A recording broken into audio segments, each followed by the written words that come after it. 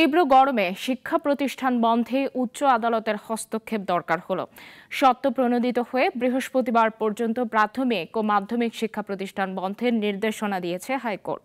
এরপর একে একে ঘোষণা দিয়েছে সংশ্লিষ্ট দুই মন্ত্রণালয়। বিস্তারিত জয়ন্ত কর্মকারের রিপোর্টে।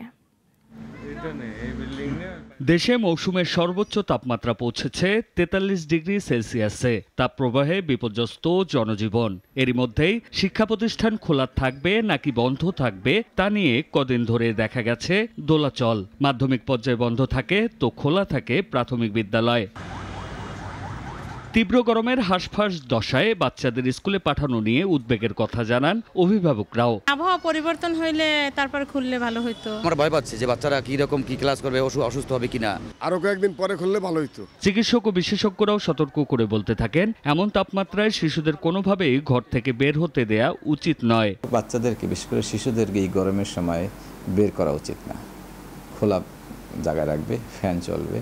যাদের ফ্যান নাই তাদের পাখা দিয়ে বাচ্চাদেরকে বাতাস করতে হবে। সুতি কাপড়ের হালকা সাদা হলে ভালো হয়। আমাদের তো অভ্যাস আছেই অনলাইনে ক্লাস, সেটা তো শুরু করে দেওয়া যায়। যদি এই অসহনীয় গরম আরো পারসিস্ট করে তাহলে তো এই দিকে যাওয়াই ভালো। এত সব উদ্বেগ উৎকণ্ঠা পরামর্শের পরও দেখা যায়নি সমন্বিত উদ্যোগ। শিক্ষামন্ত্রীও জানান, সারা দেশে শিক্ষা প্রতিষ্ঠান বন্ধের মতো পরিস্থিতি এখনো হয়নি।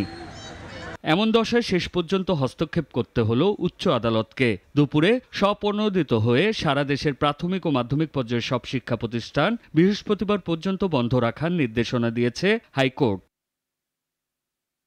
এই নির্দেশনার পর প্রাথমিক বিদ্যালয় বন্ধ রাখার ঘোষণা দিয়েছে প্রাথমিক ও গণশিক্ষা মন্ত্রণালয়। অন্যদিকে শিক্ষা মন্ত্রণালয় জানিয়েছে, শুধু আগামীকাল বন্ধ থাকবে মাধ্যমিক পর্যায়ের শিক্ষা প্রতিষ্ঠান, তবে তা সব জেলার জন্য নয়। জয়ন্ত কর্মকার, নাগরিক, ঢাকা। ওয়ালটন ফ্রিজ কিনে অনেকের মতো আপনিও হয়ে যেতে পারেন মিলেনিয়াল। সেরা পণ্যের সেরা অফার।